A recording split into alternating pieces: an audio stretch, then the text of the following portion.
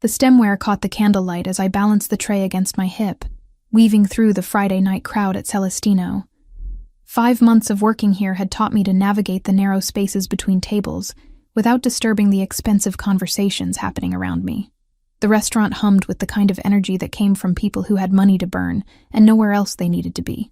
I set down the wine glasses at table 12, murmured something polite about their entrees arriving shortly, and turned back toward the kitchen. That was when Jessica caught my arm, her grip urgent enough to make me pause mid-step. "He's here again," she whispered, her dark eyes darting toward the private section near the back. "Third time this week. Fourth, if you count last Friday." I didn't need to ask who. For the past 2 months, the man in the corner booth had become as much a fixture of my Friday nights as the ache in my lower back and the smell of garlic that clung to my uniform. Alessandro something. I'd never caught his last name, but I'd caught him watching me more times than I could count. So, I adjusted the empty tray, keeping my voice level. "He tips well and doesn't complain. That's more than I can say for half the people here." Jessica's mouth curved into a knowing smirk. "Girl, he's not looking at you like a customer looks at a waitress. He's looking at you like nothing." I cut her off, already moving toward the kitchen. "Don't start with that. I'm not interested." The truth was more complicated than that. But I wasn't about to explain to Jessica why the weight of any man's attention made my skin crawl these days. 6 months since I'd fled my apartment in the middle of the night with nothing but a backpack and bruises hidden beneath my clothes. 6 months since Ryan. A month of couch surfing and panic attacks before I'd landed this job, this tiny studio apartment in a neighborhood that made my mother's warnings about New York seem quaint. I pushed through the swinging doors into controlled chaos. Marco, the head chef, was shouting in rapid Italian at one of the line cooks. Steam rose from pots that bubbled with sauces I could smell but never afford to taste. This was my world now. Small, contained, survivable. "Table 7 needs fresh bread," Marco called out when he saw me. "And VIP section wants you specifically. Table 16. My stomach dropped. Table 16. The corner booth. Him. "Can't Jessica take it? I've got 4 other tables." "He asked for you." Marco's tone left no room for argument. "Don't keep the man waiting, Cooper. He's important." I grabbed the bread basket with hands that wanted to shake and forced them to steadiness. Important. Everyone at Celestino was important, at least in their own minds. The difference was that when Alessandro walked in, the entire staff stood straighter. Even Marco, who treated politicians and celebrities with equal disdain, showed deference to the man in the corner booth. The walk across the dining room felt longer than it should have. I kept my eyes on the bread basket, on the crisp white tablecloth, on anything except the dark eyes I could feel tracking my approach. "Your bread, sir." I set the basket down with practiced efficiency, already turning to leave. "Wait." The single word froze me in place. His voice was quiet, almost gentle, but it carried weight. I turned back slowly, finally meeting his gaze. He was striking in a way that didn't photograph well, but commanded attention in person. Dark hair swept back from a face all sharp angles and shadows, with eyes so deep brown they appeared black in the candlelight. He wore a charcoal suit that probably cost more than 3 months of my rent, but he wore it like he'd forgotten he had it on. "Yes, sir? You've been working here 5 months." It wasn't a question, but I nodded anyway. "You're good at what you do. Efficient. Observant. You notice when someone's glass is empty before they realize it themselves." The compliment caught me off guard. Customers didn't notice things like that. They didn't notice me at all, which was exactly how I preferred it. "Thank you, sir. Is there something you need?" "Your name." "Haley." The word came out automatically before I could stop it, before I could remember that giving him even that small piece of myself felt dangerous. "Haley." He repeated it like he was testing how it felt. "I'm Alessandro Ferraro." The name meant nothing to me, but something in the way he said it suggested it should. I waited, uncertain what response he expected. Before either of us could speak again, the front door opened with more force than necessary.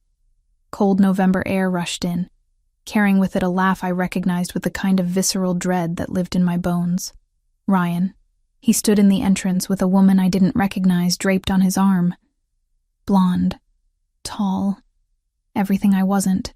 His eyes scanned the restaurant with predatory intent, and when they landed on me, his face split into a smile that made my blood run cold. "Cooper, what are you—" Jessica appeared at my elbow, then saw Ryan and went silent. "I need to go," I managed to say, but my feet wouldn't move. 6 months of running, of hiding, of building this careful new life, and he'd found me anyway. Ryan was walking toward me now, his companion forgotten. The restaurant noise faded to white static. I couldn't breathe, couldn't think, couldn't do anything except watch him close the distance between us.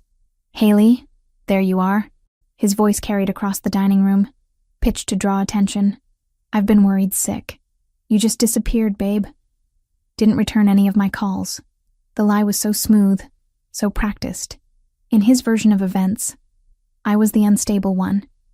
The one who'd run away for no reason, who needed to be brought back, who belonged to him. "I don't know you," I said, but the words came out weak, unconvincing even to my own ears. "Don't be like that." Ryan reached for my arm, and I flinched back so hard I stumbled. Jessica caught me, her hand steady on my shoulder. "Sir, if you don't have a reservation—" Marco had materialized from the kitchen, his chef's whites still dusted with flour. "I'm just trying to talk to my girlfriend," Ryan said, all wounded innocence. "She's been having some troubles lately. Mental health issues. I'm sure you understand." The words hit like physical blows. This was his pattern, his method. Discredit me first. Make everyone see me as the problem, as someone who couldn't be trusted to know her own mind. "She's not your anything." Alessandro's voice cut through the tension like a blade. He hadn't raised his volume, but somehow everyone in the vicinity fell silent. "And you need to leave." Ryan's attention snapped to Alessandro, dismissal already forming on his face. Then something shifted in his expression. Recognition, or maybe just survival instinct. Whatever he saw in Alessandro made him take an involuntary step backward.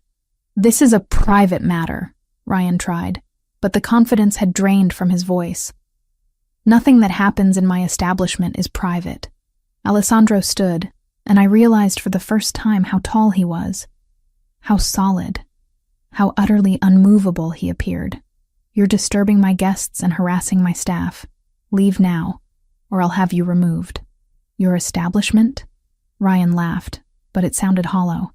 "Since when do waitresses have—" "I finalized the purchase this afternoon." Alessandro's words were precise, controlled. "I own Celestino as of 4 o'clock this afternoon, which means I make the rules here, and my first rule is that you're no longer welcome." The revelation rippled through the staff. Marco's eyebrows rose toward his hairline.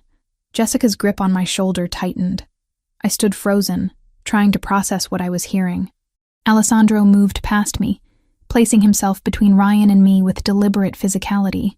"I'm going to walk you to the door now. You won't return. You won't contact Haley. You won't come within 2 blocks of this building. Are we clear?"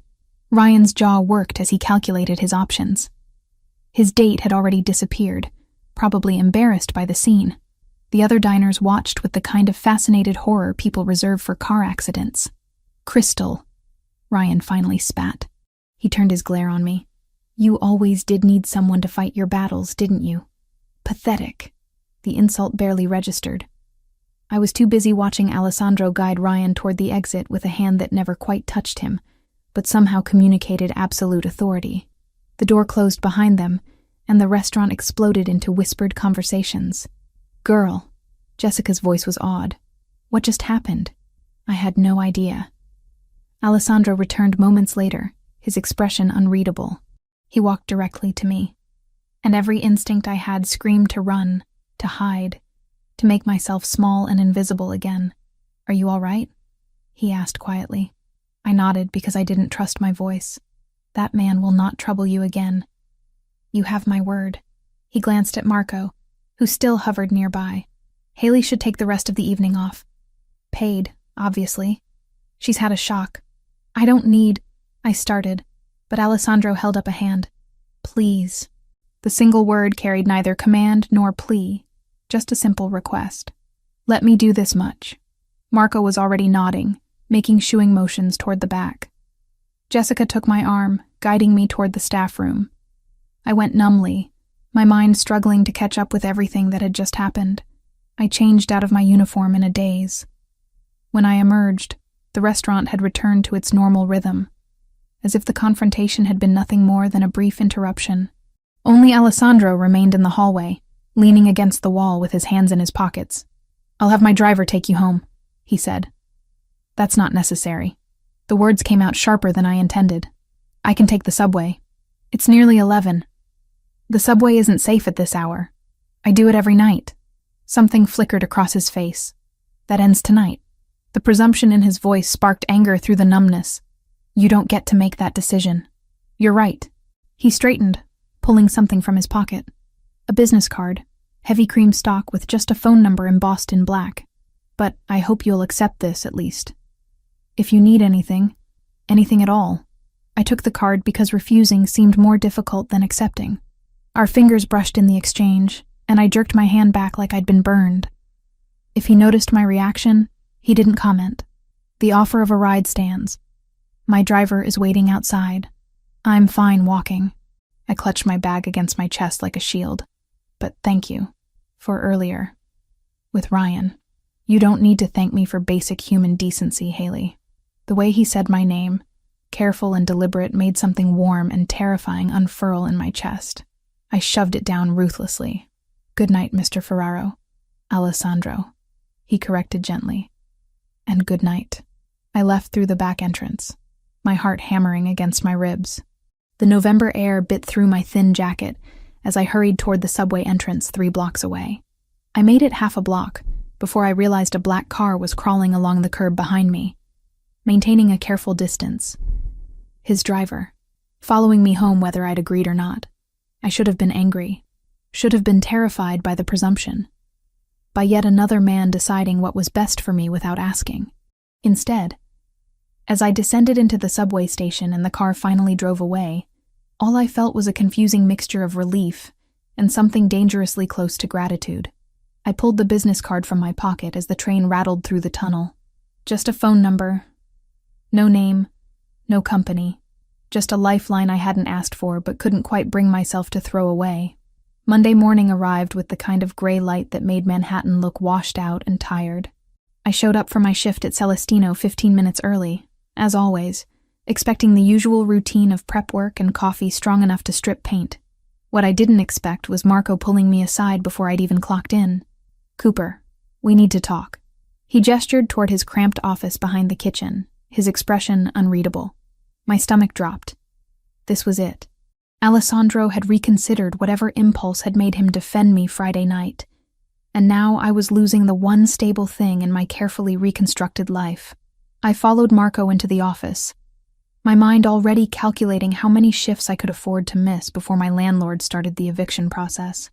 The answer was 0. "There's been a change in your employment status," Marco said, settling into his chair. He pulled out a folder, flipped it open. "Effective immediately. You're being promoted to assistant manager. Salary is here." He slid a paper across the desk. I stared at the number. Read it 3 times to make sure I wasn't hallucinating. It was triple what I'd been making. Triple. I don't understand. Owner's orders. Marco's mouth quirked. "Apparently you made an impression." The warmth that had flooded through me at seeing the salary curdled into something cold and sharp. I didn't ask for this. Most people don't turn down a promotion, Cooper. Most people weren't offered one by a man who knows nothing about their work. I stood abruptly, the chair scraping against linoleum. "Where is he?" Marco checked his watch. "Probably won't be in until lunch service." "Look, I don't know what happened Friday night, but whatever it was, take the win. You're good at what you do. You deserve this." Did I? Or was this just another version of the same pattern I'd sworn to escape? A powerful man deciding what I needed, what I deserved, without bothering to ask what I wanted. I left Marco's office and found Jessica already at work setting up the dining room. She took one look at my face and raised an eyebrow. "Let me guess. You heard about the promotion." "You knew?" "Marco told me first thing." "Girl, this is amazing. Do you know what assistant manager makes here? You could actually afford to live in a building with working heat. I don't want it." Jessica set down the stack of menus she'd been carrying. "Okay, I'm going to need you to explain that logic. Because from where I'm standing, you just won the lottery, and you're complaining about the ticket. He didn't ask me. The words burst out sharper than I'd intended. He just decided. Like he has any right to make choices about my life. Understanding dawned in Jessica's eyes. This is about Ryan.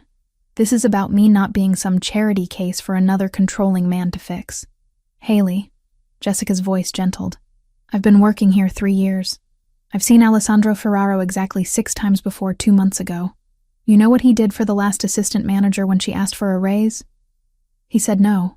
You know what he does for most staff? The bare minimum required by law. She paused. He bought this entire restaurant. Do you understand how much money that is? And the first thing he does is promote you. Exactly. Don't you think that's weird? I think it's a man who sees something he wants and goes after it. Jessica picked up her menus again. The question is, what are you going to do about it?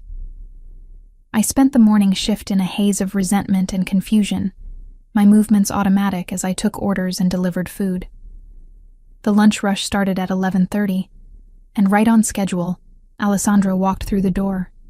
He looked different in daylight, less intimidating, almost approachable in dark slacks and a gray sweater that probably cost more than my monthly rent but looked comfortable. He scanned the dining room, found me immediately, and made his way to his usual table. I let him wait. Served 3 other tables first, refilled water glasses, checked on dessert orders. When I finally approached his table, my jaw was set and my resolve firm. We need to talk, I said without preamble.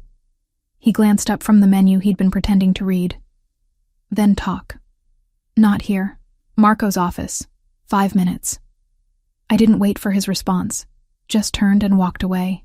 My hands were shaking by the time I reached the kitchen, but I kept them steady through sheer force of will. Jessica caught my eye and gave me a thumbs up. Marco looked vaguely concerned but gestured for me to go ahead. Alessandro appeared exactly 5 minutes later, closing the office door behind him with a soft click. In the small space, he seemed larger than he had in the restaurant, his presence filling every corner. You're upset about the promotion, he said before I could speak. I'm upset that you made a decision about my life without asking me. I observed your work. You handle crises in the kitchen better than Marco does. You've talked down 3 separate drunk customers in the past month without security getting involved. You remember every regular's order and dietary restriction. You're wasted as a waitress. The compliments should have softened me, but they only stoked my anger higher. That's not the point. Then what is? You don't get to swoop in and fix things just because you have money and power. I'm not some project for you to improve. Something flashed in his eyes. Hurt, maybe, or anger. His jaw tightened almost imperceptibly. I'm offering you a fair wage for your skill set. If that offends you, I can retract the offer. Good. The word came out sharp. Do that. We stared at each other across Marco's cluttered desk, the air between us crackling with tension. Alessandro's phone rang, breaking the moment. He silenced it without looking away from me. I apologize, he said finally, each word measured and controlled. I should have consulted you first. That was presumptuous. The apology caught me off guard. Men like Ryan never apologized, never admitted fault. I just need you to understand that I can't. I stopped, unsure how to explain the panic that lived under my skin whenever someone tried to take control. I need to make my own choices. Understood. He nodded once, crisp and businesslike. The offer remains open if you change your mind, but I won't push. Someone knocked on the door. One of the line cooks stuck his head in. Sorry to interrupt, but there's a delivery for Ms. Cooper. Guy says it's urgent. Alessandro and I emerged from the office to find a courier holding a large manila envelope.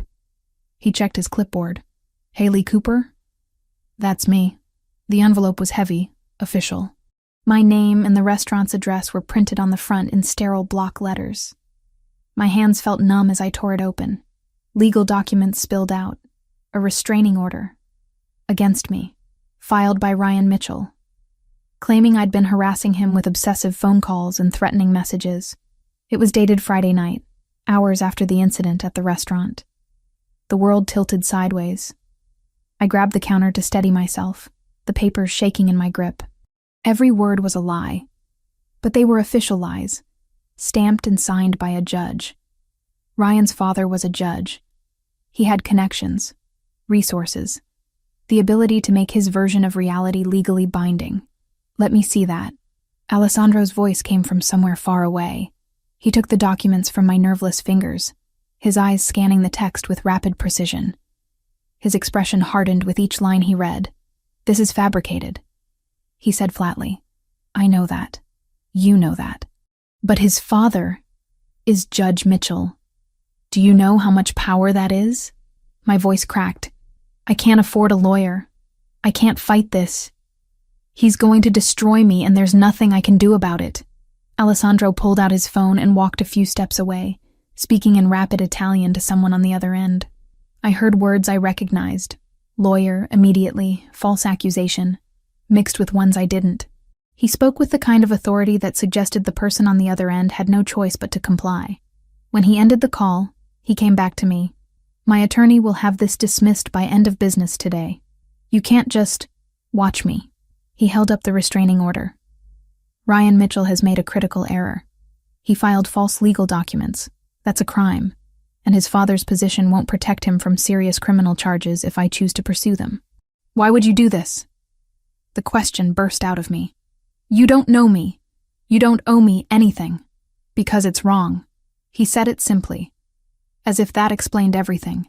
Because men like him rely on their victims being too afraid or too poor to fight back, and because you deserve better than to be terrorized by someone you had the courage to leave. My throat tightened with unshed tears. I refused to cry in front of him, in front of anyone. Tears were weakness, and I'd learned the hard way that weakness only invited more pain. Alessandro's phone buzzed. He glanced at it, then back at me. "My attorney needs some information from you. It won't take long." He paused. "May I add my number to your phone? As an emergency contact?" The request was so simple, so reasonable, but it felt like standing on the edge of a cliff, about to step off into empty air. "This doesn't make us—" I stopped, not sure how to finish the sentence. "Friends? Allies? Something more dangerous?" "It makes you someone I can help if you need it," Alessandro said quietly. "Nothing more, nothing less." I handed him my phone with trembling fingers. He typed in his number, saved it under just his first name, and returned the phone to me. His hand brushed mine in the exchange, warm and solid and real. "The restraining order will be withdrawn by 5 o'clock, he said. "Ryan will not file another one. You have my word." "How can you be so sure?" "Because I'm going to make it very clear to him that pursuing this further would be catastrophically stupid." The temperature in his voice dropped several degrees. "I have information about his business dealings that would interest several federal agencies. He'll make the smart choice." The casual way he said it should have terrified me. This was a man who collected information like weapons, who could destroy someone's life with a phone call. Instead, I felt nothing but bone-deep relief. "Thank you," I whispered. Alessandro's expression softened fractionally. "Go take your lunch break. You've had a shock. When you come back, we can discuss the promotion like rational adults, if you're willing." I nodded, not trusting my voice. Jessica materialized at my elbow as Alessandro walked away, guiding me toward the staff room with gentle efficiency. "Okay, spill," she said once we were alone. "What just happened?" "I don't know." I sank onto the battered couch, my legs finally giving out. "He's going to make the restraining order disappear. Just like that. Like it's nothing." Jessica sat beside me, her expression uncharacteristically serious. "Haley, I need you to listen to me. Alessandro Ferraro isn't just some rich guy who owns restaurants. People are scared of him. Important people. You saw how Marco acted Friday night. What are you saying?" "I'm saying be careful. He's interested in you. That much is obvious. But men like him don't do anything without expecting something in return." Her words echoed my own fears, but they rang hollow against the memory of Alessandro's controlled fury when he'd read that restraining order, against the gentle way he'd asked permission before adding his number to my phone. My phone buzzed. A text from an unknown number. "Restraining order withdrawn.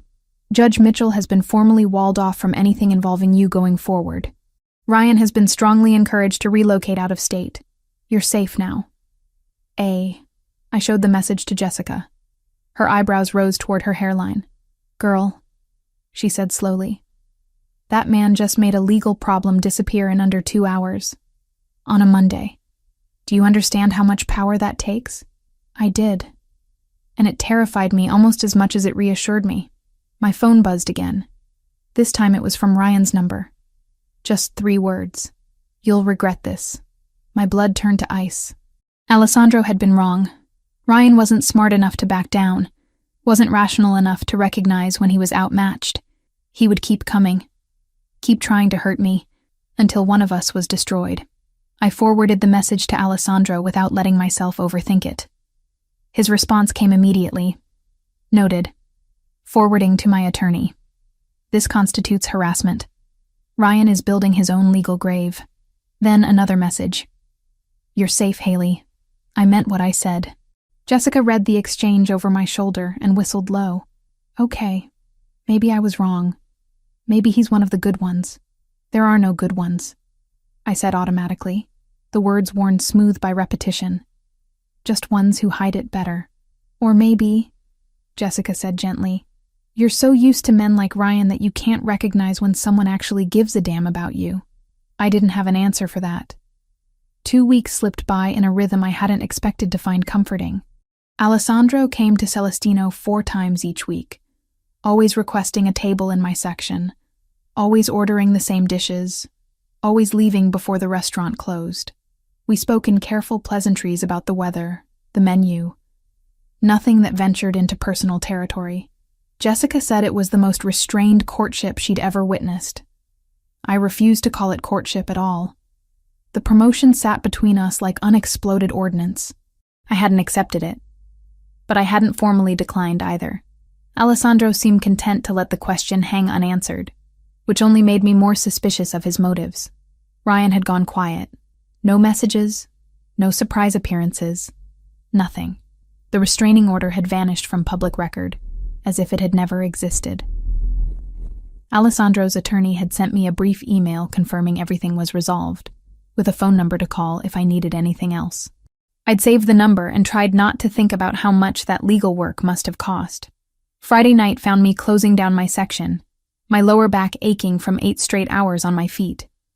Jessica had left an hour earlier, and most of the kitchen staff was finishing cleanup. I walked home through streets that had become familiar, my keys threaded between my fingers out of habit rather than genuine fear. The November cold had teeth tonight, biting through my jacket and making my breath fog in the streetlight. I climbed the 4 flights to my apartment, already mentally cataloging what I had in the fridge that could pass for dinner. Probably nothing. Maybe I'd just go straight to bed. My door was unlocked. I stopped on the landing, staring at the handle that sat slightly ajar. I never left it unlocked. Never. My hand moved to my pocket, fingers closing around my phone. But I didn't pull it out yet. Maybe I'd forgotten this morning. Maybe I was so tired that I'd walked out without checking. I pushed the door open slowly. The apartment was destroyed. Drawers pulled out and emptied onto the floor, couch cushions slashed, books swept from their shelf, my few possessions scattered like debris from an explosion. And in the center of it all, sitting in my one kitchen chair with his arms crossed, was Ryan. "Hello, babe." His voice was pleasant, conversational. "We need to talk." Every muscle in my body locked. Fight or flight screamed through my nervous system, but I couldn't do either. I could only stand frozen in the doorway, keys cutting into my palm.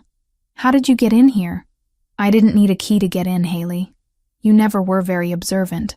He stood, and I took an involuntary step backward. "You've made my life very difficult, Haley. I think you owe me an apology. Get out." My voice came out steadier than I felt. "Get out, or I'm calling the police." "Are you?" Ryan moved closer, backing me into the hallway. "Because I've been thinking about that restraining order. The one your new boyfriend made disappear. That was illegal, you know. I could press charges. Against you, against him. Imagine what the police would think when they heard you've been sleeping with a criminal to get favors. I haven't been sleeping with anyone. Doesn't matter what's true. Matters what people believe." His hand shot out, faster than I could dodge, and grabbed my upper arm with bruising force. "You humiliated me, in front of everyone. You think you can just walk away from me and start a new life? You think some restaurant owner is going to protect you? Pain radiated from where his fingers dug into my arm. I twisted, trying to break free, but his grip only tightened. With my free hand, I managed to unlock my phone screen, fingers shaking as I pulled up Alessandro's contact and hit the location share button. It took 3 tries, my hands trembling too badly to be precise. "Let go of me," I said through gritted teeth. "Not until you understand. You belong to me, Haley. You always have, and I'm going to make sure everyone knows it. Your boss, your coworkers, everyone who thinks you're some innocent victim." His face was inches from mine now, breath hot and sour. "I'm going to destroy that pretty little story you've built." The phone buzzed in my hand. A message from Alessandro. "On my way. 12 minutes. 12 minutes. I just needed to survive 12 minutes. "You're scared," Ryan observed with satisfaction. "Good. You should be. Do you know what I've been through because of you? The lawyers, the threats, having to explain to my father why his name was attached to a failed restraining order. You've made me look weak. You are weak." The words escaped before I could stop them. "You've always been weak. That's why you need to control me. Because without someone to push around, you're nothing." His hand moved from my arm to my throat in one fluid motion. Not squeezing. Not yet. Just resting there with implicit threat. "Say that again." I couldn't speak. Could barely breathe. But I met his eyes with every ounce of defiance I could summon. The sound of footsteps on the stairs made Ryan's head snap toward the stairwell. Heavy footsteps. Purposeful. Multiple sets. His grip on my throat loosened fractionally. Alessandro appeared first, taking in the scene with a single sweeping glance. Behind him came 2 other men. One was tall and broad-shouldered, with a broken nose that suggested violence was a familiar language. The other was leaner, watchful, with hands that stayed near his jacket pockets. "Step away from her." Alessandro's voice was absolutely calm, which somehow made it more terrifying than if he'd shouted. "Right now." Ryan's hand fell away from my throat. He manufactured a smile, the kind that used to charm my friends and confuse my family. "This is just a misunderstanding. Haley and I were having a discussion. Couples stuff, you know how it is. We're not a couple," I managed to say, my voice rough. "We haven't been for 6 months."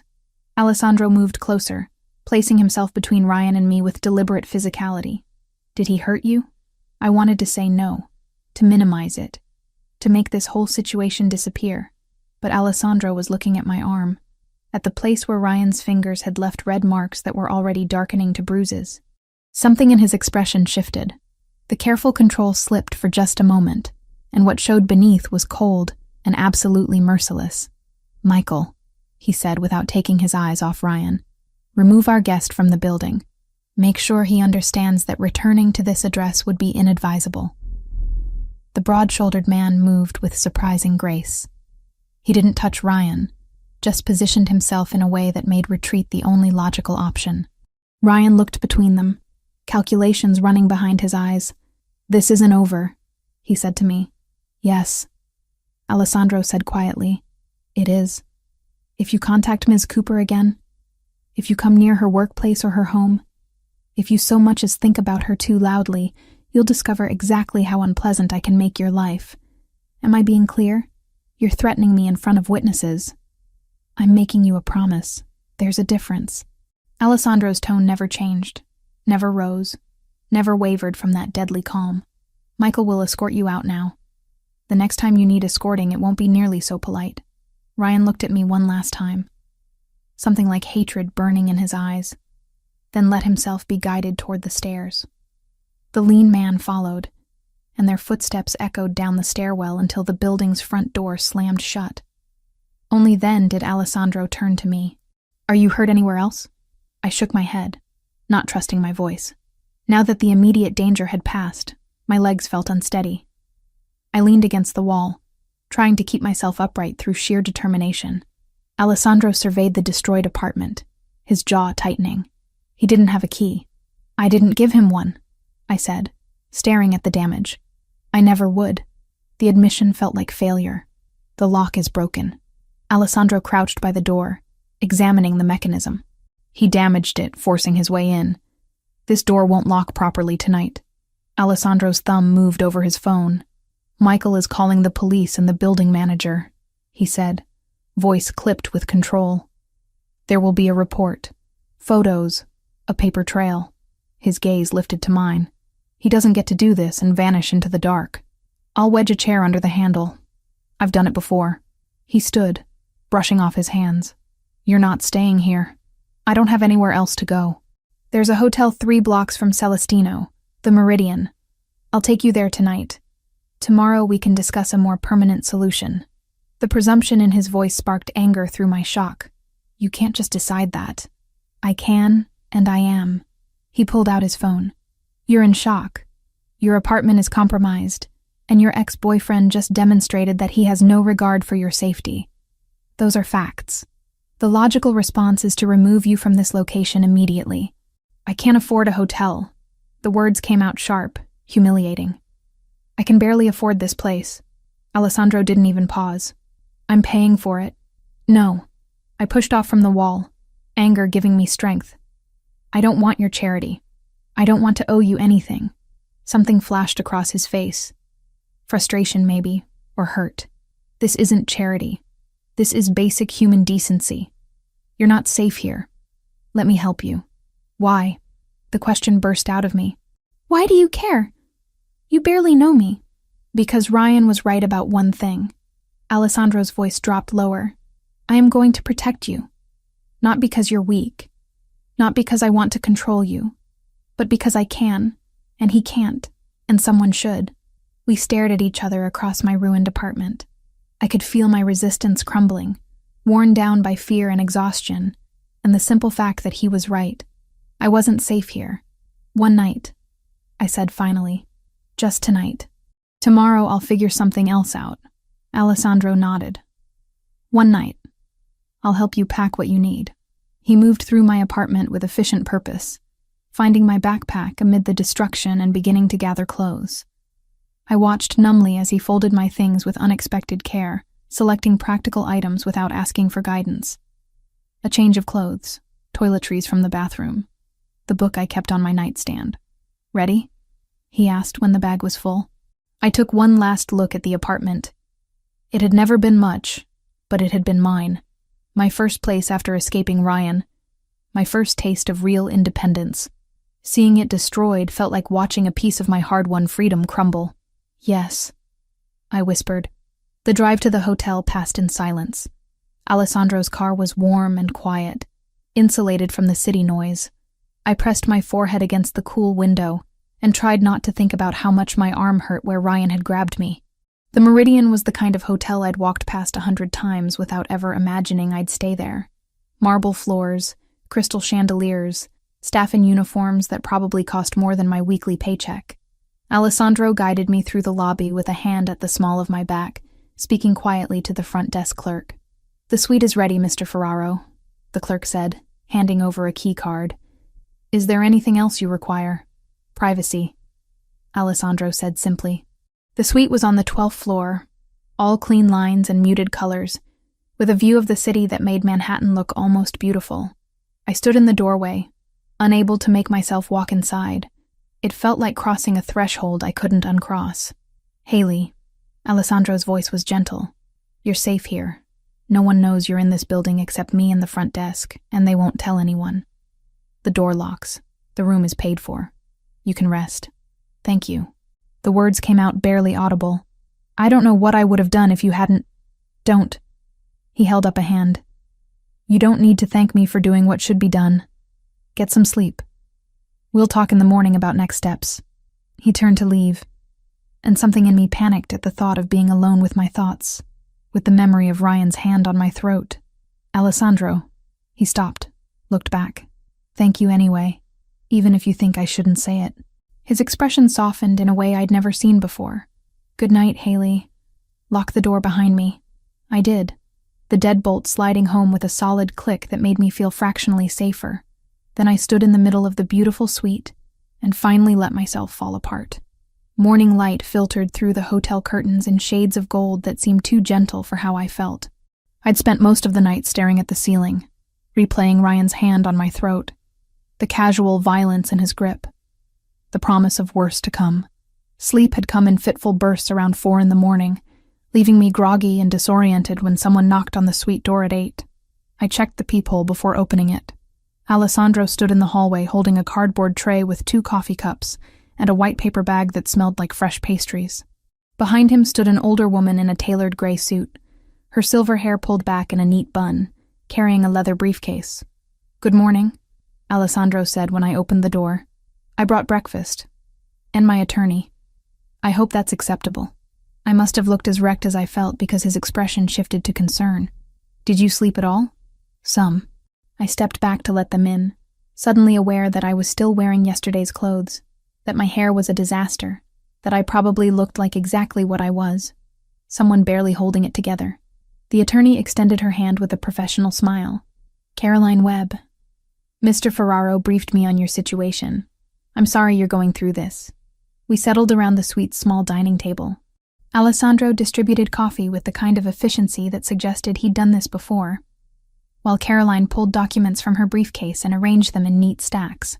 "I'll be direct," Caroline said, opening a folder.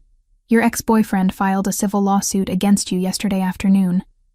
Defamation of character, claiming your allegations of abuse have damaged his professional reputation and personal relationships. He's seeking $200,000 in damages." The number hit me like a physical blow. 200,000. I didn't have $200 in my savings account. The coffee cup trembled in my hands. "He can't do that," I said, even though I knew he already had. "Everything I said about him is true. Truth is an absolute defense against defamation," Caroline agreed. "But defending yourself in court costs money. Legal fees for a case like this could easily run $50,000 or more. Ryan's banking on you not being able to afford representation, which would result in a default judgment in his favor. So he wins." My voice sounded hollow, even to my own ears.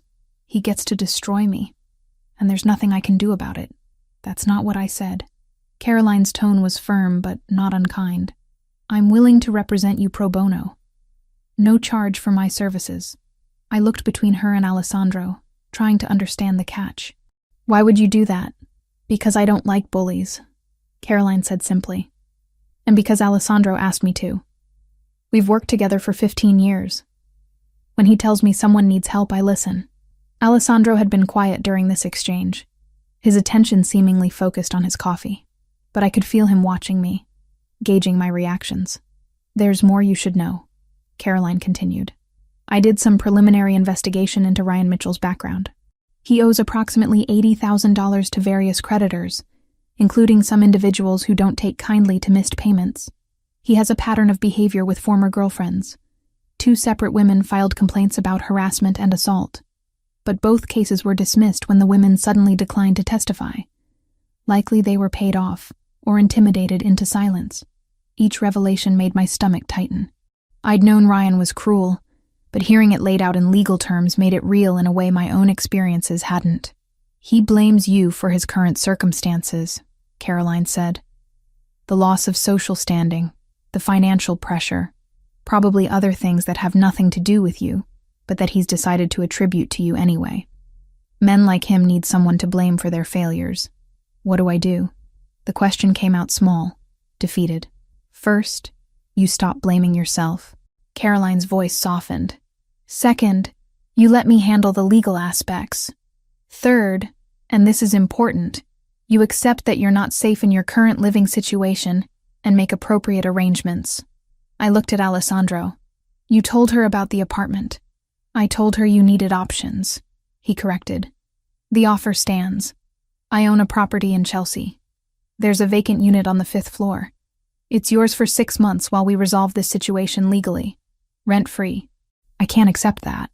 The refusal was automatic, trained into me by years of independence hard-won and fiercely guarded. "Why not?" Alessandro's question was genuine, not challenging. "Because I don't want to owe you. Because accepting help feels like giving up control. Because..." I stopped, unable to articulate the tangle of pride and fear and exhaustion that made the idea of being indebted to anyone unbearable. "Because you're used to men who help only when they want something in return," Caroline finished quietly. I understand that impulse, but sometimes accepting help is the strongest thing you can do. Alessandro set down his coffee cup with deliberate care. I'm not Ryan. I'm not going to hold this over you or use it as leverage. You need a safe place to live. I have one available. The math is simple. Nothing about this is simple. I stood, needing to move, to put distance between myself and their reasonable arguments. You're asking me to move into an apartment you own. Let your attorney represent me for free. Accept that you'll just fix all my problems because you've decided to. How is that different from Ryan deciding what I needed and making choices for me? Alessandro's jaw tightened, the first sign of frustration I'd seen from him. The difference is I'm asking, not telling. You can say no.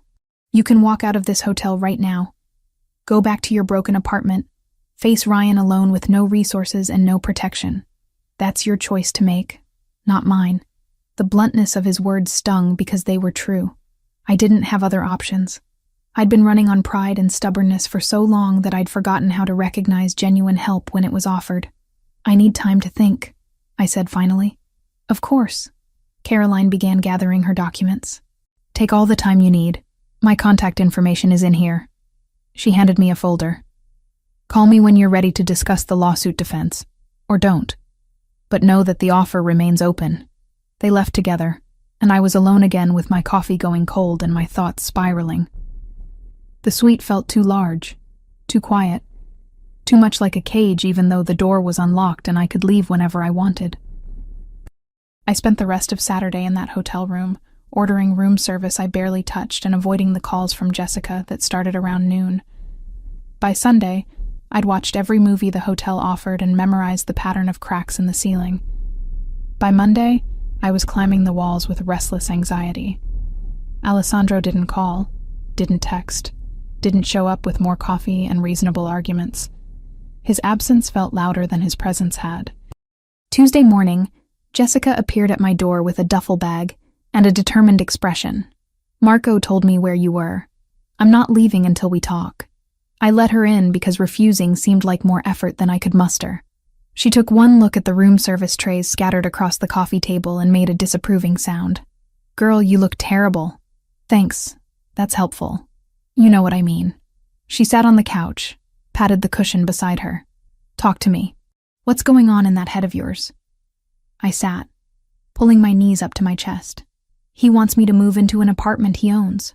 I know. Marco told me the whole story. Jessica's expression was unusually serious.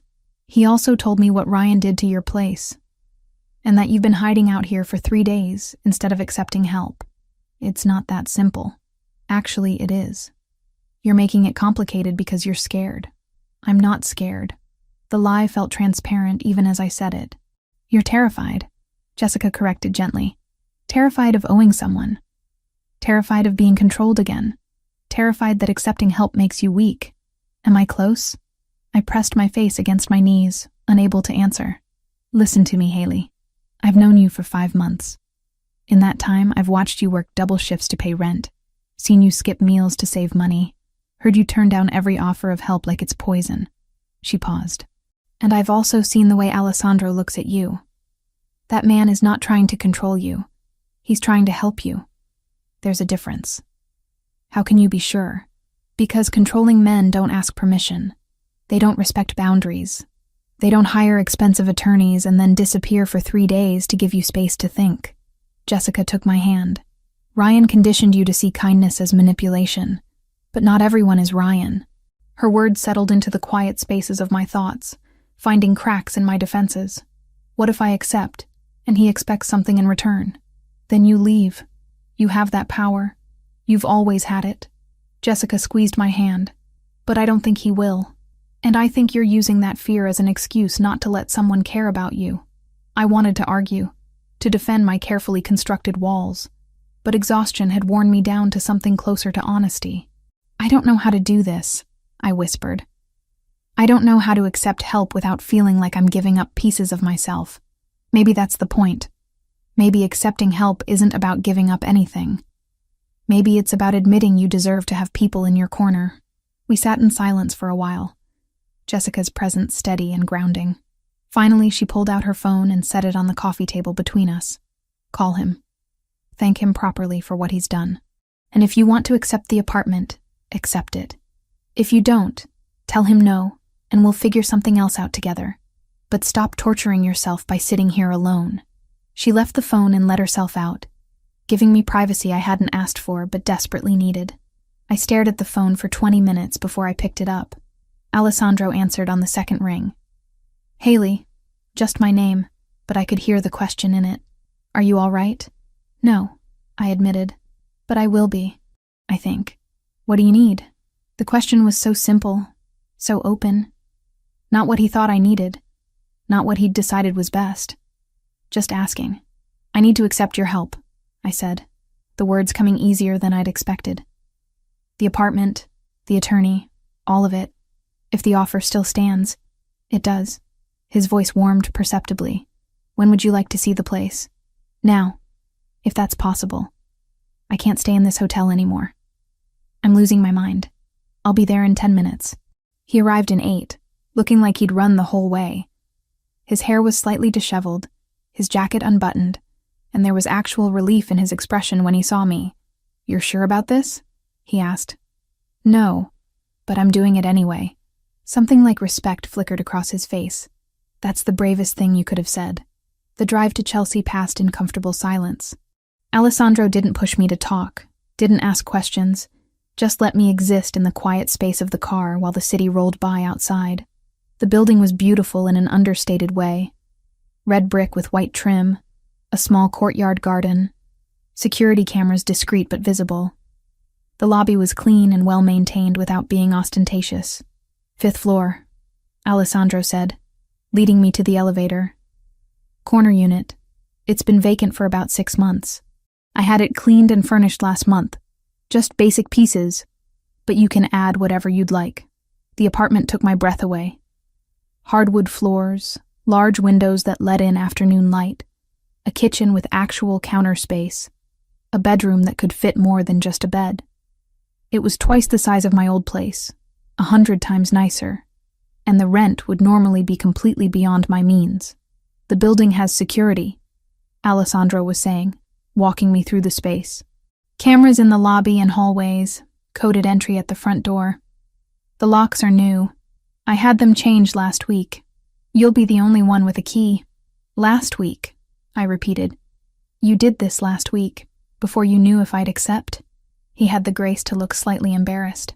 "I wanted to be prepared if you said yes. That's incredibly presumptuous." "Yes," he agreed. "It is. I apologize." I walked to the windows, looking down at the street below. People hurried past, wrapped in scarves and winter coats, living their normal lives. From up here, the city looked manageable instead of overwhelming. "Thank you," I said without turning around. "For this. For the attorney.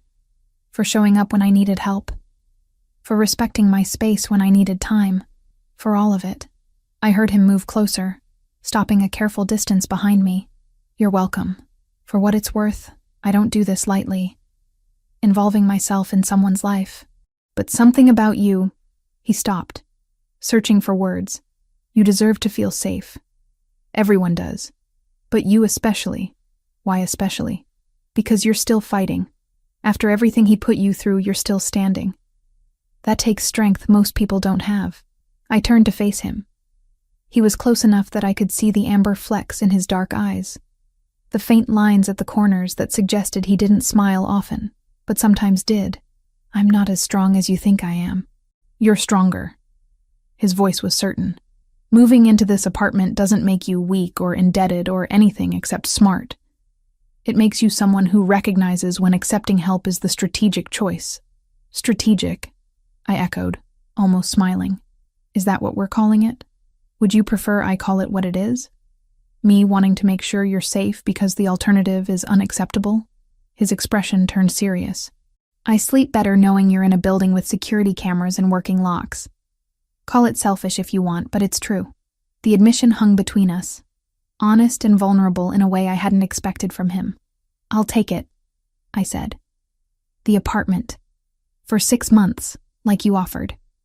And I'll pay you back somehow, when this is all over. There's nothing to pay back. But if it makes you feel better to think of it as a loan, We can call it that. It does make me feel better. He nodded, understanding in his expression. Then it's a loan. Interest-free, due whenever you decide you're ready. The terms were ridiculous, the kind of loan no bank would ever offer, but I accepted them anyway because I needed the illusion of control even if we both knew it was exactly that. An illusion. When can I move in? Whenever you'd like. Today, if you want. I can have Michael help bring over whatever you need from your old apartment. The thought of going back to that destroyed space made my chest tighten. But I needed my things. The few possessions that mattered to me. Today would be good, I said, if it's not too much trouble. It's not. He pulled out his phone, sent a quick text. Michael will meet us there in 30 minutes. We'll get what you need, bring it back here, and you can start settling in. Just like that. Just like that, he confirmed. It seemed impossible that my life could shift so dramatically in the span of a single conversation. But when we left the apartment an hour later with Michael's help to retrieve my belongings, I felt something I hadn't felt in months. Hope. Maybe Jessica was right. Maybe accepting help wasn't weakness. Maybe it was the first step toward building something that actually felt like home. 3 weeks in the Chelsea apartment had done something I hadn't expected. It had given me back my ability to sleep through the night. The building was quiet, in a way my old place never had been, insulated from street noise by good windows and actual insulation. My neighbors were professionals who nodded politely in the hallway, but respected boundaries. The security cameras in the lobby made me feel protected instead of watched. Jessica noticed the difference immediately when I showed up for my shift on a Wednesday morning. "You look human again," she said, adjusting the silverware on table 6. "Like, actually rested. It's weird seeing you without those dark circles. Turns out having working locks and heat that doesn't quit at 2 a.m. makes a difference." I finished folding napkins into the precise triangles Marco insisted on. "Who knew?" "I knew. I've been telling you for months that your old place was a dump." She paused, studying me more carefully. "He's still coming around?" She didn't need to specify who. Alessandro had maintained his pattern of dining at Celestino 4 times a week, always ordering the same dishes, always leaving before closing. But something had shifted in the past 3 weeks. He'd stopped by the apartment twice to check the security system, once to replace the smoke detector batteries I hadn't known needed replacing, another time to show me how to use the building's emergency protocols. Each visit had been brief, professional, respectful of my space. "He checks in," I said carefully. "Make sure everything's working properly." "Uh-huh." Jessica's expression suggested she knew there was more to the story than I was saying. "And you're okay with that? The checking in?" I thought about how to answer honestly. A month ago, the idea of anyone having that kind of access to my life would have sent me into a panic. Now, knowing Alessandro was paying attention to things like smoke detectors and door locks made me feel cared for in a way I wasn't ready to examine too closely. "I'm okay with it," I said finally. "He's not intrusive. He's just protective," Jessica finished. "The man is protective of you. And you're starting to like it." "I didn't say that. You didn't have to. It's all over your face." She grinned. "For what it's worth, I think it's good. You deserve someone who gives a damn." The dinner rush that night was particularly intense. A corporate party had booked half the dining room, and they wanted everything immediately and perfectly. I spent 3 hours running between the kitchen and tables, managing complaints about minor imperfections and soothing egos bruised by having to wait for their food.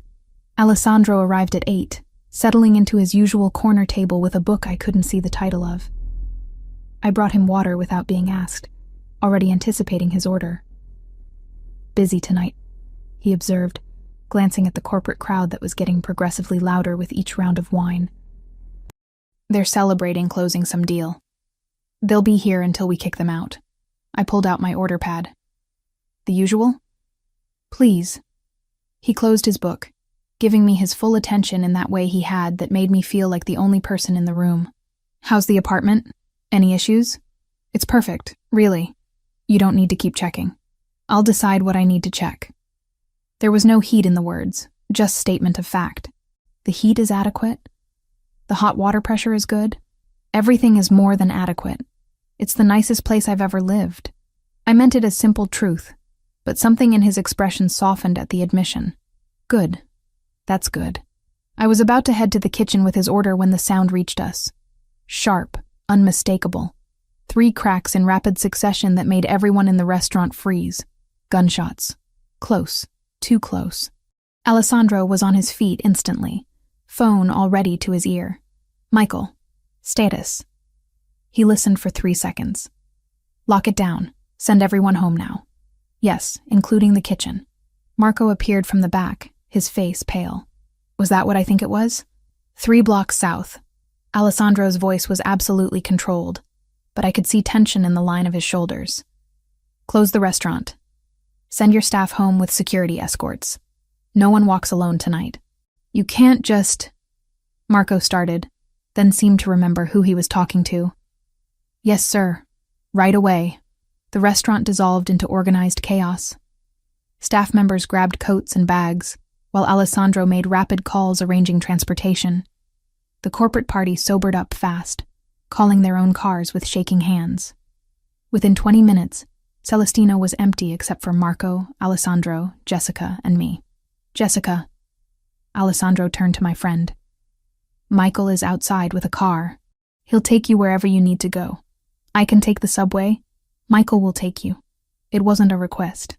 Jessica met my eyes, saw something in my expression, and nodded.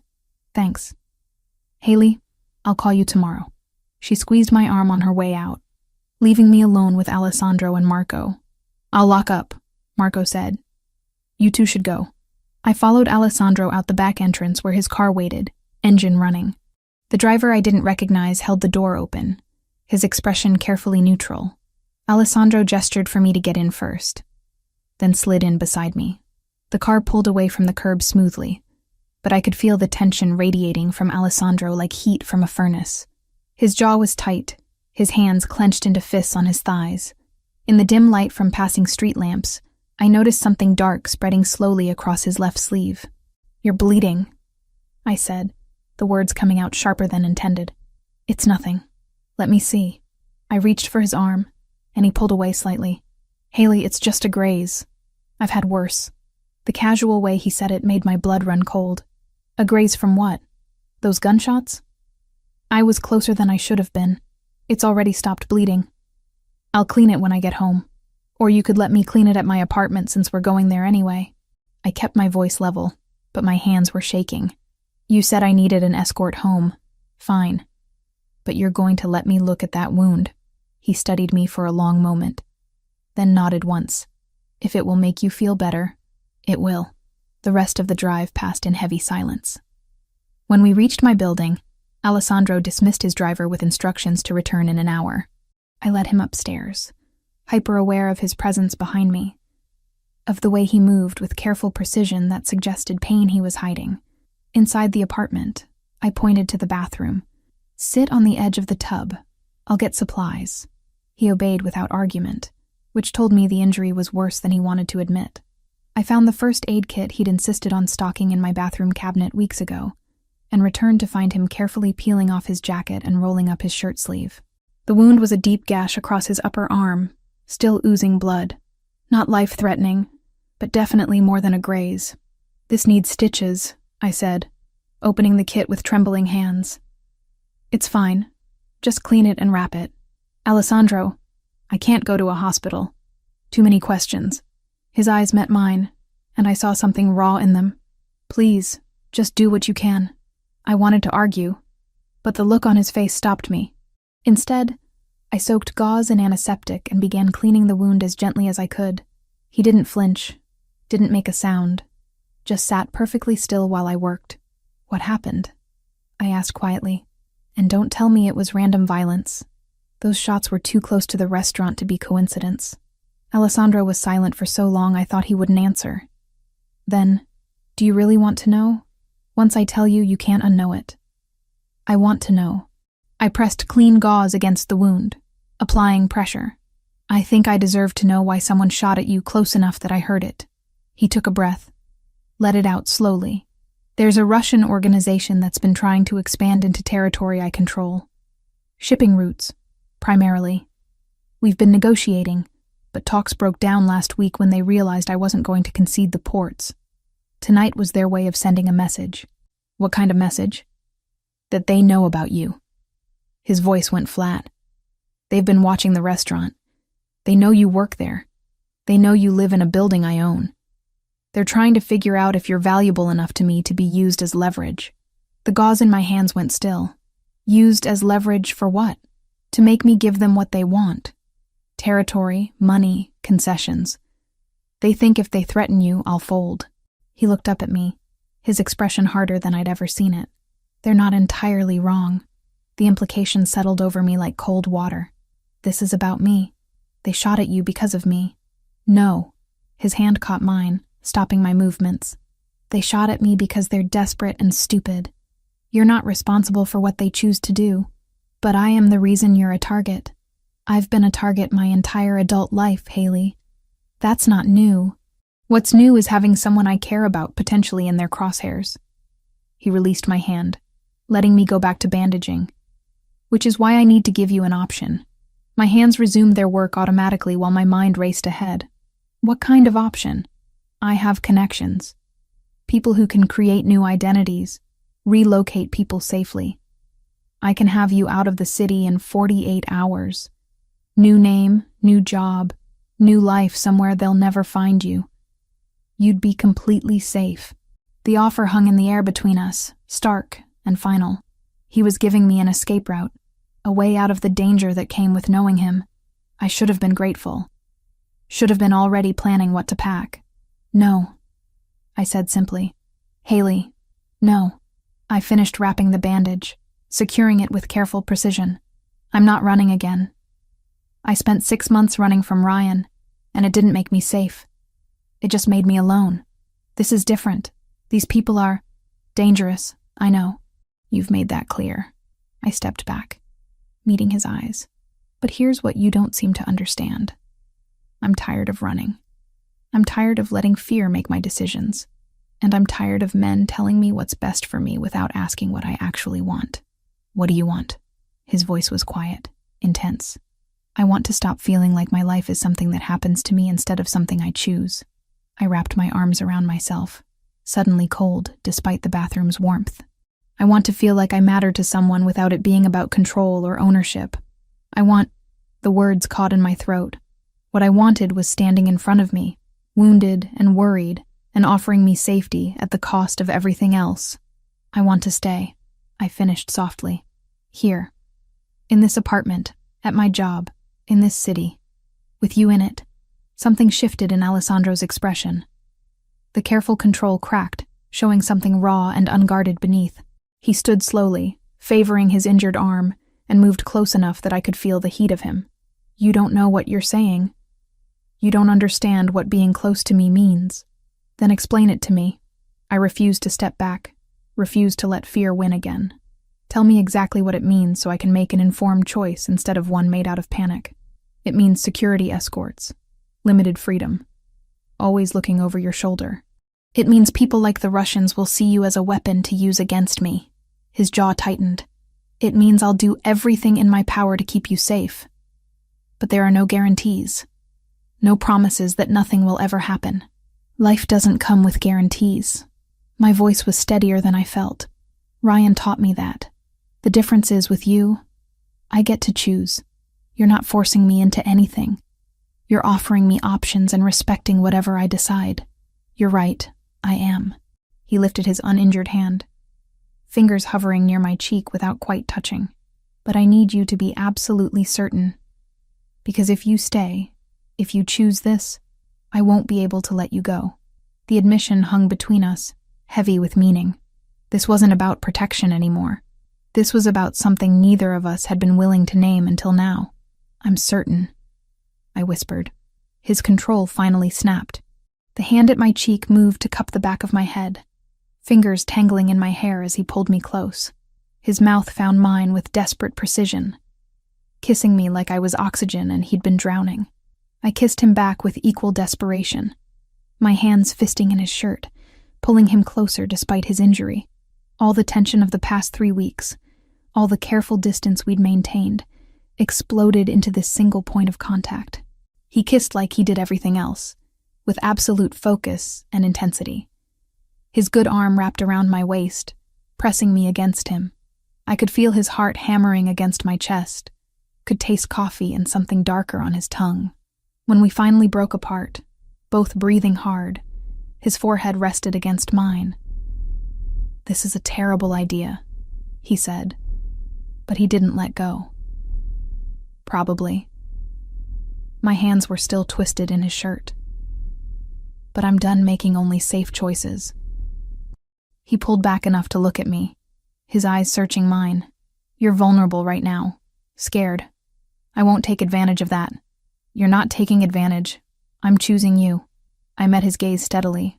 "There's a difference." "There is."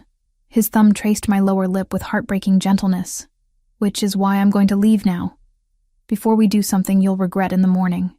"I won't regret it." "Maybe not." He pressed a kiss to my forehead, soft and achingly tender. "But I need you to be sure. I need you to choose me when you're not running from something else. Can you understand that?" I did, even though every nerve in my body was screaming for him to stay. He was giving me time, space, respect. Everything Ryan had never offered. "Go," I said, even though the word hurt. "But come back, please. Tomorrow." It was a promise. "We'll talk tomorrow. Really talk. About what this means, what you're choosing, all of it." He left, and I locked the door behind him with shaking hands. My lips still tingled from his kiss. My hands still remembered the feel of his shirt beneath my fingers.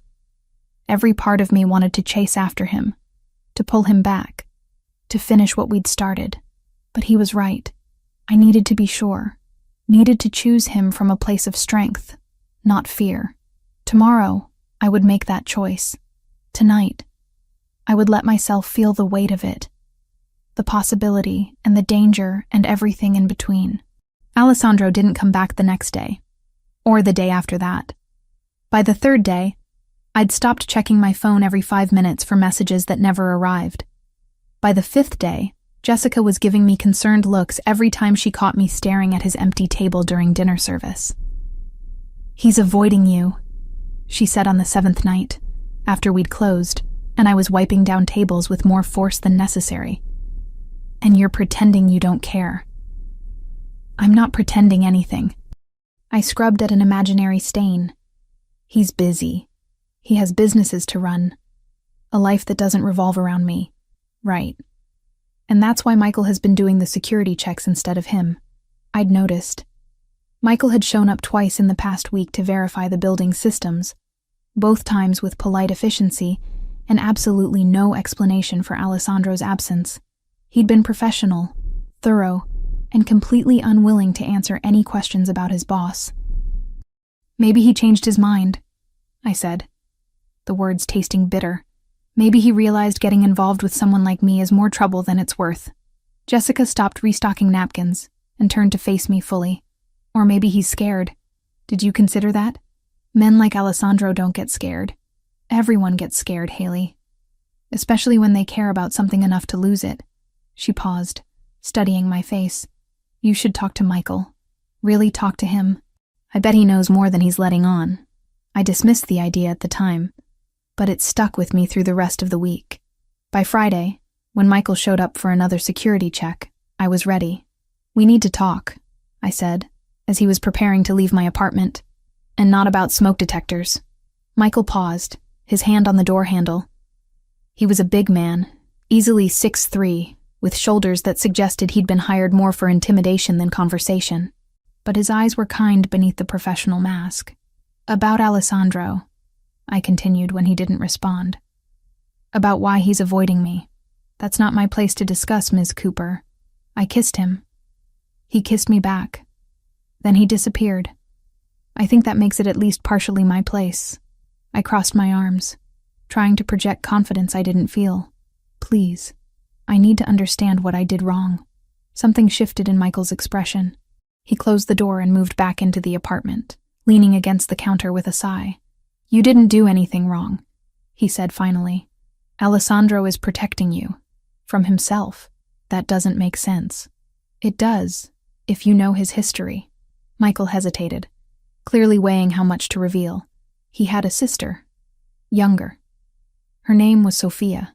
The past tense made my stomach clench. What happened to her? She fell in love with someone in the organization. Not Alessandro's operation, he wouldn't have allowed it, but a rival family. The man claimed he'd leave that life for her. Alessandro tried to stop it, but Sophia was stubborn. She thought love would be enough. Michael's jaw tightened. 4 years ago, there was a dispute over territory. Sophia was caught in crossfire at a restaurant. Wrong place, wrong time. She died in Alessandro's arms. The image hit me like a physical blow. I thought about Alessandro's careful control, his insistence on my safety, the way he'd offered me an escape route instead of asking me to stay. He swore after that he'd never put someone he cared about in danger again. Michael continued. Never let anyone close enough to be used as leverage. And then you showed up, and he couldn't help himself. He's been watching you for months, trying to convince himself to walk away, but he can't. And that terrifies him. So he's avoiding me because he cares about me? The irony was almost painful. He's avoiding you because last week's shooting made him realize you're already in danger just by knowing him. And he can't bear the thought of you ending up like Sophia. Michael straightened. That's why I'm telling you this, Ms. Cooper. If you're going to pursue this, you need to understand what you're asking him to overcome. It's not just about danger. It's about 4 years of grief and guilt. After Michael left, I sat on my couch for an hour, processing everything he'd told me. Alessandro wasn't avoiding me because he'd changed his mind. He was avoiding me because he was terrified of losing me the way he'd lost his sister. I pulled out my phone and sent a text to Michael. What's Alessandro's office address? The response came immediately, along with a warning. He won't be happy I told you. I'll take that risk. The address led me to a building in the financial district, all glass and steel and the kind of anonymous corporate presence that didn't draw attention. I talked my way past building security by claiming I had a delivery, then took the elevator to the 15th floor. Alessandro's office was at the end of a quiet hallway. Through the frosted glass door, I could see his silhouette at a desk, phone pressed to his ear. I knocked before I could lose my nerve. The conversation stopped mid-sentence. I'll call you back, he said. And moments later, the door opened. He looked exhausted. Shadows under his eyes suggested he'd been sleeping as poorly as I had. His shirt was wrinkled, tie loosened, and there was coffee staining his cuff. When he saw me, something like pain flashed across his face. Haley, what are you doing here? Michael told me about Sophia. I pushed past him into the office before he could close the door.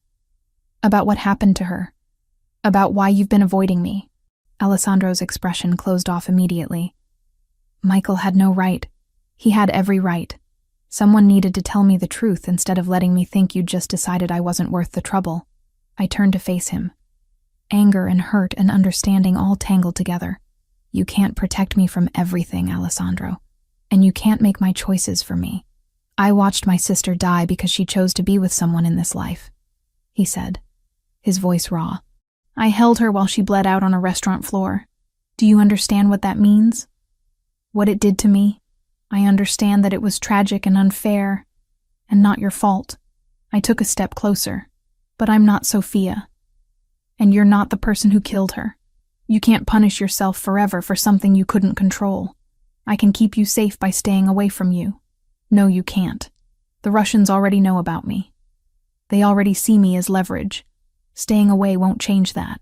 It'll just make me face it alone instead of with you. I moved closer still, until I was near enough to see the gold flecks in his dark eyes. I'm choosing this, Alessandro. Knowing the risks, understanding the danger, fully aware of what happened to your sister. I'm choosing you anyway. His control was fracturing. I could see it in the tension of his shoulders, the way his hands clenched at his sides. You don't know what you're asking. Then tell me. Tell me exactly what I'm asking for so I can prove I understand. You're asking me to let you into a world where violence is currency and loyalty is survival. You're asking me to care about you knowing that caring makes you a target. You're asking me to trust that I can keep you safe when I couldn't keep my own sister safe. His voice cracked on the last word. I can't lose someone else. I can't. You won't. I closed the final distance between us, placing my hands on his chest, where I could feel his heart racing. Because I'm not going anywhere. not because you're protecting me, but because I'm strong enough to stand beside you. There's a difference. For a long moment we stood frozen, his eyes searching mine for certainty. Then something in him broke. His arms came around me, pulling me close with desperate intensity. "I can't stay away from you," he said against my hair. "I've tried. These past 7 days have been torture." "Then stop trying." I pulled back enough to look at him. "Stop protecting me from yourself and let me in. Really in. All the way."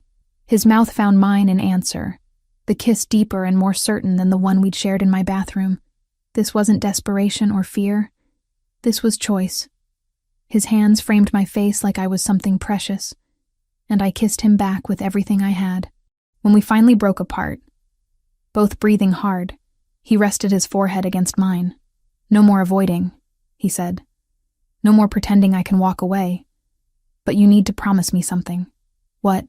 "If it gets too dangerous, if I tell you to run, you run. No arguments, no hesitation. You trust me enough to do that." "I promise." The words came easier than I'd expected because I understood what he was really asking. Not for obedience, but for the assurance that I valued my own life enough to protect it. "Then we're doing this." He pulled back, his expression still serious but lighter somehow. "Really doing this. You and me." "You and me," I agreed, and for the first time in a week, I felt like I could breathe properly. The next 2 weeks were a revelation. Alessandro stopped treating me like something fragile that might shatter under pressure. We fell into a rhythm of dinners at my apartment, conversations that lasted until 2 a.m, stolen kisses in the back hallway of Celestino when he thought no one was watching. He told me about his childhood in Italy, about his parents who'd built the organization from nothing, about Sophia's laugh and her terrible taste in music. I told him about my parents, dead in a car accident when I was 19.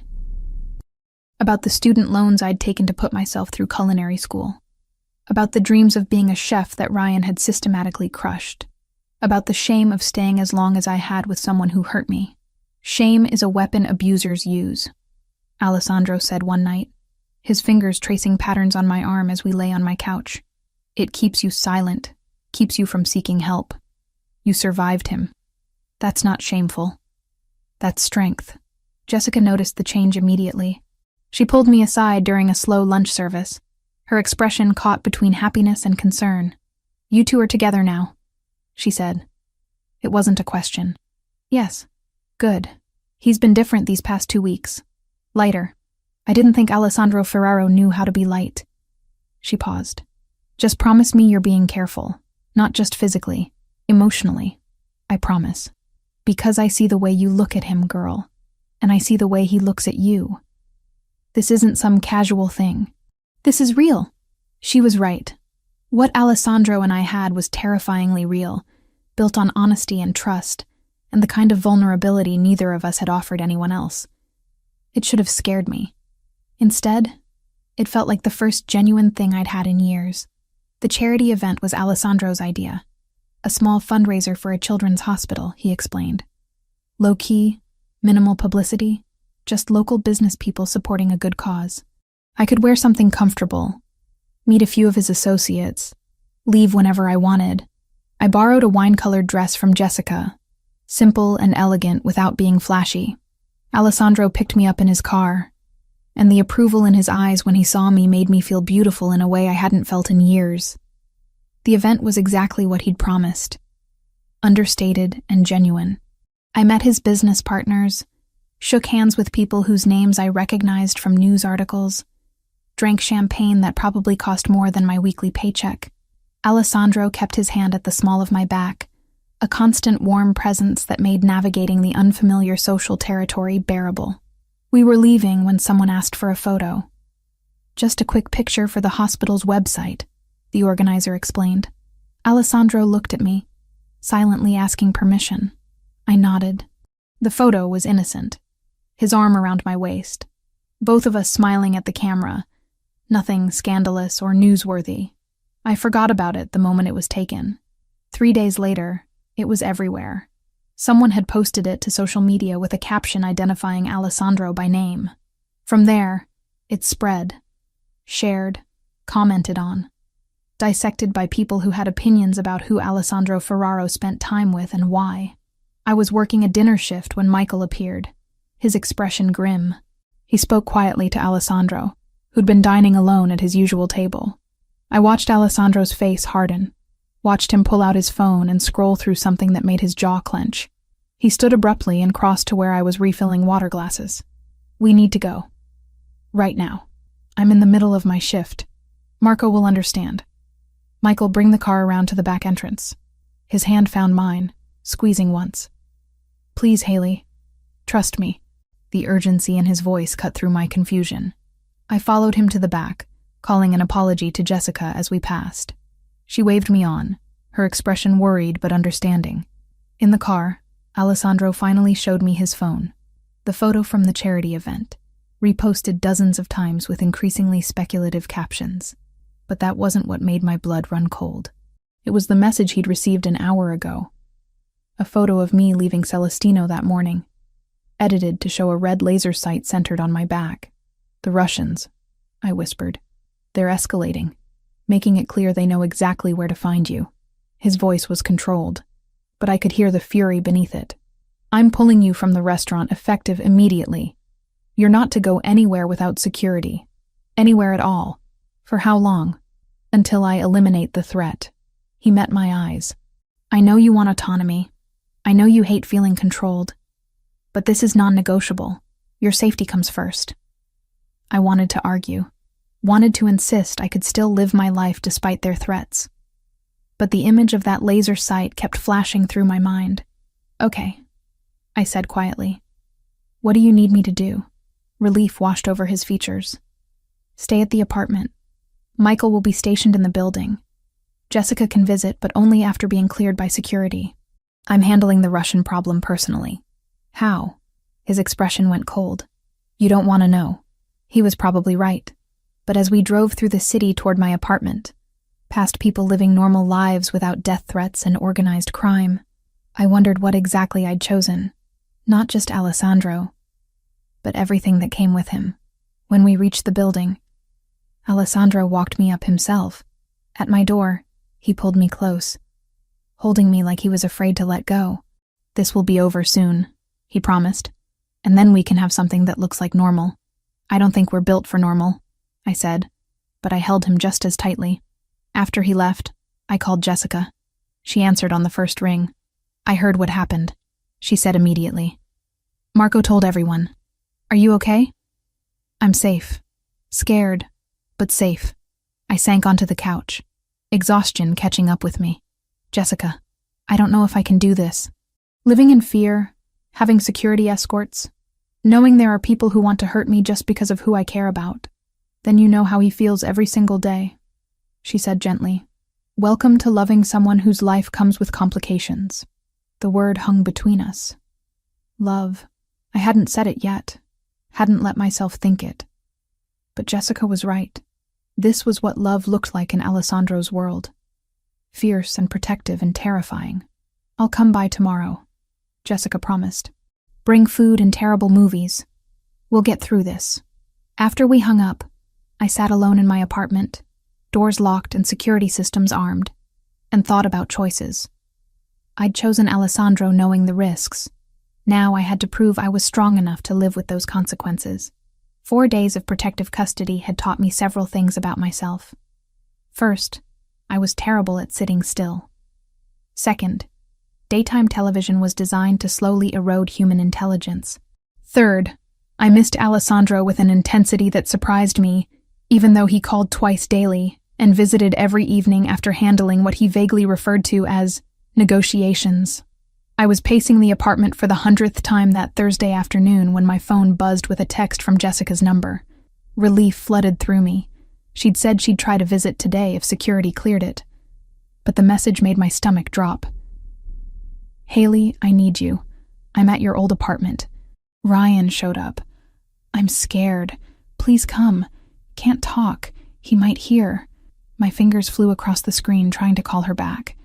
The number rang once, then went to an automated message saying the line was disconnected. I tried again with the same result.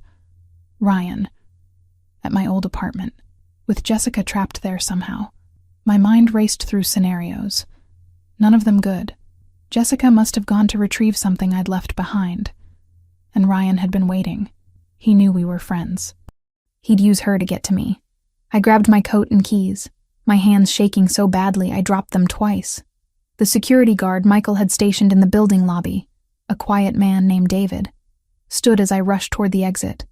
"Ms. Cooper, you're not supposed to leave without— My friend is in trouble. She's with my ex. He's dangerous." The words tumbled out in a rush. "I have to help her." David's hand moved to his phone. "Let me call Michael first. We can send someone." "There's no time. She texted 5 minutes ago. If Ryan realizes she contacted me—" I didn't finish the sentence. Couldn't articulate the worst-case scenarios spinning through my mind. "Ms. Cooper, my orders are clear. You don't leave this building without proper security escort." "Then come with me." I was already pushing past him toward the door. "But I'm going whether you follow or not." He reached for my arm, but I was faster, fueled by panic and the desperate need to help Jessica the way she'd helped me. I burst through the front entrance and into the street, already scanning for a taxi. The hand that grabbed my other arm was too strong, too practiced. Before I could scream, something pressed against my mouth. Cloth. Chemical sweet. The world tilted sideways as I tried to fight, tried to remember the self-defense moves I'd never actually practiced. But my limbs weren't responding properly, and the street was spinning. And then everything went dark. I woke to the smell of rust and motor oil. My head pounded with a rhythm that matched my heartbeat, and when I tried to move, I discovered my hands were bound behind me with something that cut into my wrists. Zip ties, I realized distantly. My ankles were similarly secured. The space around me slowly came into focus. A warehouse. Mostly empty, except for a few scattered crates and industrial equipment that looked decades old. Sunlight filtered through grimy windows set high in the walls, creating bars of light across the concrete floor. 3 men stood several feet away, speaking in Russian too rapid for me to follow even if I'd understood the language. Terror locked my throat. This wasn't Ryan. This was so much worse. One of the men noticed I was awake and said something to his companions. They turned as a unit, and the one in the middle, tall, pale, with a scar bisecting his left eyebrow, approached with deliberate slowness. "Ms. Cooper." "Welcome." His English was heavily accented but clear. "I apologize for the method of invitation, but you have been difficult to reach. Where's Jessica?" My voice came out hoarse. "Where's my friend?" Confusion flickered across his face, then understanding. He laughed, the sound devoid of humor. "Your friend is fine. Safe at work, I imagine. We borrowed her phone number. Clever technology, yes? You thought you were rescuing her, but she never needed rescue. The betrayal of it hit harder than it should have. Of course it had been a trap. Of course I'd been stupid enough to fall for it. What do you want?" I asked, though I already knew. "We want Alessandro Ferraro to understand that his stubbornness has consequences." The man crouched in front of me, close enough that I could smell tobacco on his breath. He refuses to negotiate fairly. So now we negotiate with what he values. You are valuable to him, yes? I wanted to lie. To claim Alessandro meant nothing to me. That kidnapping me would accomplish nothing. But the Russians had done their research. They'd seen the photo, tracked the pattern of his protection, understood exactly how valuable I was. "He'll kill you for this," I said instead, putting every ounce of certainty I possessed into the words. "Perhaps. But first, he will pay. $5 million and control of the southern port. A small price for something he loves." The man stood, pulling out a phone. "We will send him proof you are alive. You will tell him to cooperate." "Yes?" He held the phone in front of me, camera recording. I stared into the lens, knowing Alessandro would see this, knowing it would destroy him the way Sophia's death had. "Don't pay them," I said clearly. "Don't give them anything. I'm not worth—" The backhand came fast enough that I tasted blood before I felt the pain.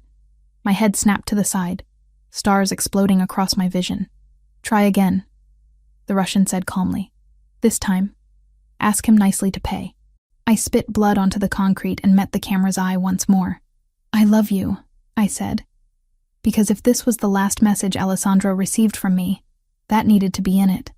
I'm sorry. The phone disappeared. The Russians moved to the far side of the warehouse, speaking in low tones. I tested the zip ties systematically, looking for any weakness, any way to slip free. But they'd done this before, and whoever had secured my bonds knew exactly how tight to make them. Time passed strangely in the warehouse.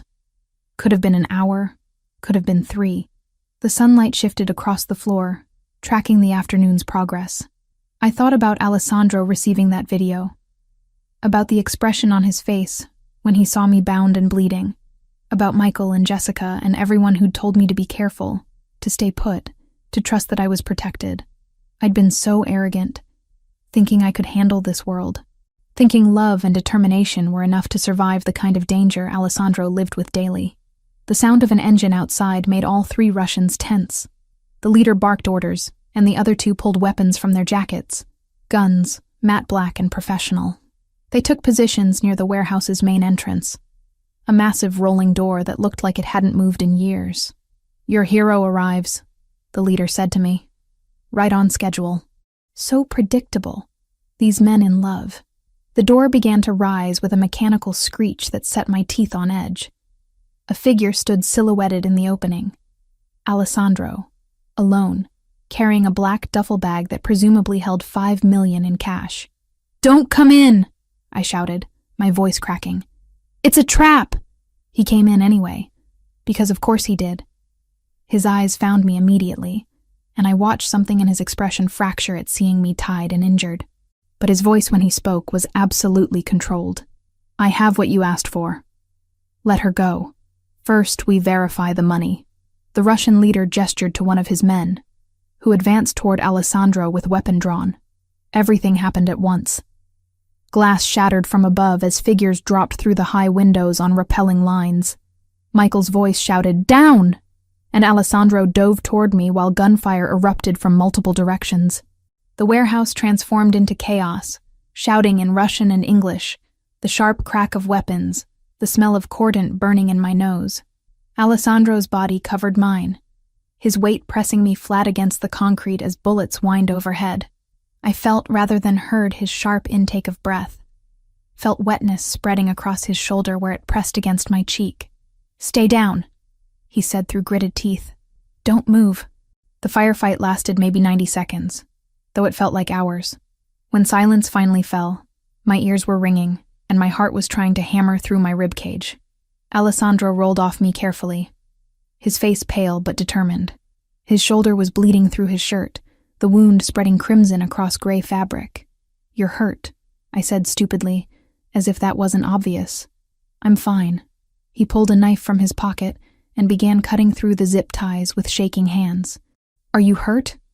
Did they—" "I'm okay. Scared, but okay." The ties fell away, and I could finally move my hands, could reach up to touch his face and confirm he was real. "You shouldn't have come alone. You shouldn't have risked." There was never a question of risk. His hands framed my face with heartbreaking gentleness. "You're mine to protect. That doesn't have conditions." Michael appeared, checking the Russians who lay motionless across the warehouse floor. His team, 4 others I didn't recognize, were already moving through the space with tactical efficiency, securing weapons and checking for additional threats. "Clean," Michael called out. "Warehouse is secure. We need to move before police arrive." Alessandro helped me to my feet, his injured arm hanging awkwardly at his side. I pressed my hand against his wound, trying to slow the bleeding. He didn't flinch, just kept his good arm around my waist as we made our way to the waiting vehicles. The ride to the hospital passed in a blur of sirens, and Michael's calm voice on the phone coordinating with what sounded like law enforcement. Alessandro kept his eyes on me the entire time, his thumb tracing circles on my wrist like he needed the physical confirmation I was alive. "I'm so sorry," I said for the 10th time. "I thought Jessica was in danger. I didn't think. You thought like someone who loves her friends and wants to protect them. That's not wrong." His voice was rough with pain and something deeper. "But we're going to have serious conversations about security protocols after this. After you get treated for the bullet wound you took because of me. I'd take 100 bullets if it meant keeping you safe." He said it like it was simple fact, not dramatic declaration. That's what this means, Haley. Loving someone in this world. It means being willing to bleed for them. The hospital staff recognized Alessandro immediately and rushed him into treatment with efficiency that suggested they'd done this before. I refused to leave his side, holding his hand through the process of cleaning and stitching the wound. The bullet had gone clean through the fleshy part of his shoulder. Painful, but not life-threatening, the doctor assured us. When we were finally alone in the private room they'd given him, Alessandro pulled me onto the bed beside him with his good arm. "I need to ask you something," he said, his voice serious despite the pain medication making his words slightly fuzzy. "And I need you to really think before you answer. Okay, move in with me. Not the Chelsea apartment. My home. Permanently. Not because of security or protection or any practical reason." He took a breath. "Because I love you.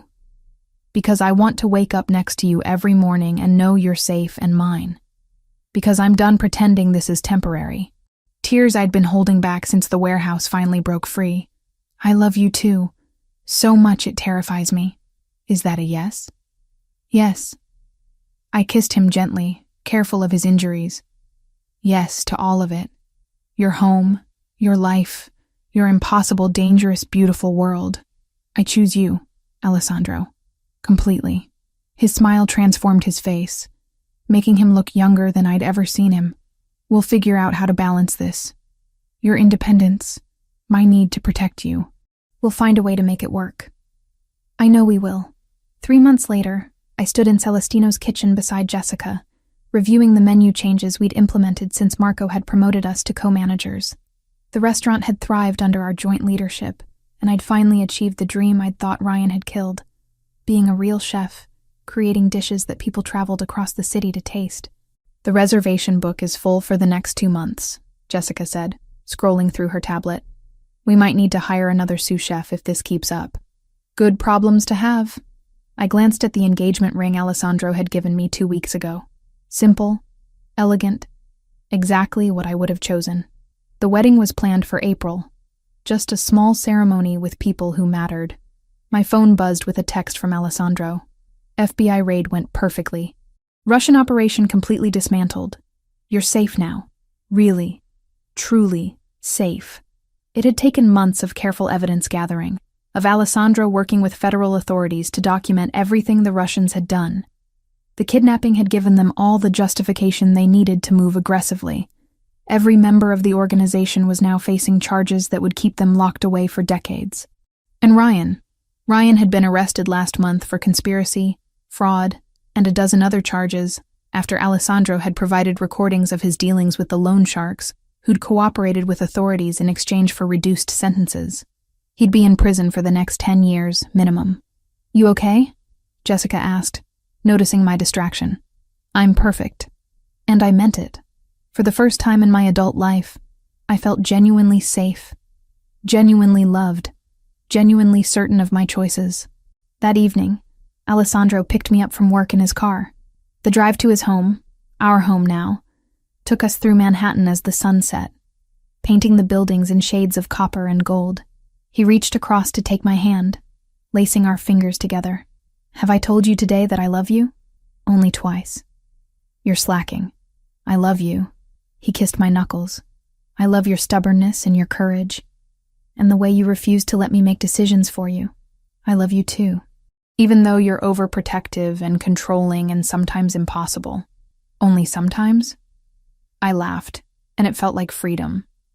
This life we were building together wasn't perfect or safe or anything like normal, but it was ours, chosen with full knowledge and open eyes, built on trust and honesty, and the kind of love that could survive bullets and betrayal and everything in between. "Only sometimes," I confirmed, and kissed him as the city lights came alive around us, promising tomorrow and all the tomorrows after that.